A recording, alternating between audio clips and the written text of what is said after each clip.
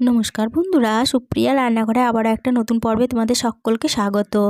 আজকে চাল ডাল বাটা ঝামেলা ছাড়াই কিভাবে খুব সহজ পদ্ধতিতে সরু চাকুলি পিঠে বানানো হয় সেই রেসিপিটা তোমাদের সাথে শেয়ার করব। তাহলে চলো বন্ধুরা, দেখে নেওয়া যাক রেসিপিটা কিভাবে বানাই। সরু চাকুলি পিঠে বানানোর জন্য একটা মিক্সিং জার নিয়েছি, আর জারের মধ্যে নিয়ে নিচ্ছি 1 বাটি পরিমাণ সুজি। এই বাটি মাপ করে আজকে সমস্ত উপকরণ আমি ব্যবহার করব। আর গ্রাম অনুযায়ী এখানে আমার 200 গ্রাম সুজি আছে।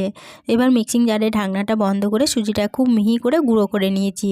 সুজিটা কিন্তু খুব মিহি করে গুঁড়ো করে নিতে হবে। মোটা দানা সুজি কিংবা সরু দানা সুজি, যে দানারই সুজি হোক, সুজিটাকে একটু গুঁড়ো করে নেবে।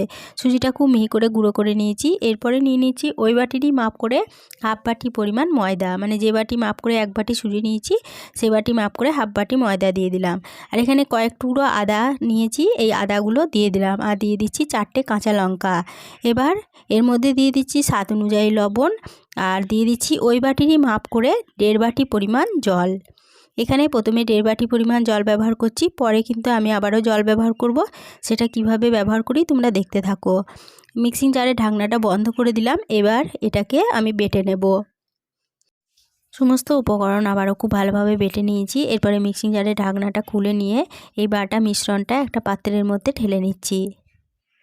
সমস্ত বাটা মিশ্রণ একটা পাত্রের মধ্যে ঢেলে নিলাম। আর ঘনত্বটা দেখো কীরকম আছে, ঠিক এরকম ঘনত্বের রেখেছি।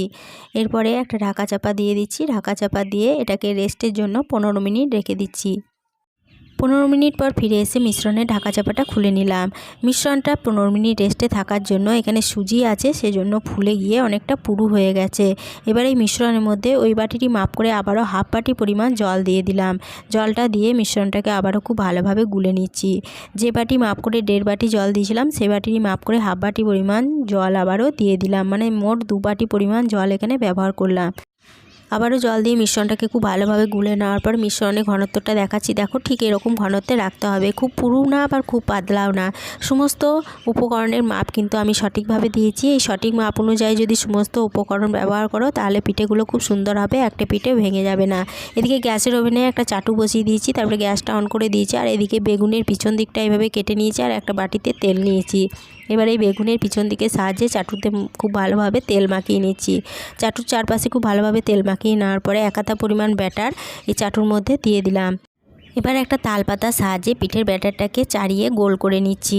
আমি তালপাতার সাহায্যে পিঠের ব্যাটারটা চাড়িয়ে গোল করছি। তোমাদের যদি তালপাতার সাহায্যে পিঠের ব্যাটার চাড়াতে অসুবিধা হয় তাহলে যে প্যানে পিঠেগুলো বানাবে সেই প্যানটা একটু ঘুরিয়ে ঘুরিয়ে নেবে, তাহলে পিঠেটা খুব সুন্দরভাবে গোল হয়ে যাবে।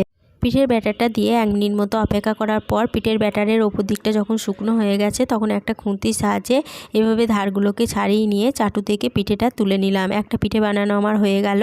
আবারও একটা পিঠে বানানো তোমাদেরকে দেখিয়ে দিচ্ছি। তার জন্য আবারও চাটুর মধ্যে বেগুনের পিছন দিকে সাহায্যে তেল মাখিয়ে নিয়ে আবারও 1 হাতা পরিমাণ ব্যাটার দিয়ে তালপাতার সাহায্যে ব্যাটারটাকে চাড়িয়ে সুন্দরভাবে গোল করে নিচ্ছি।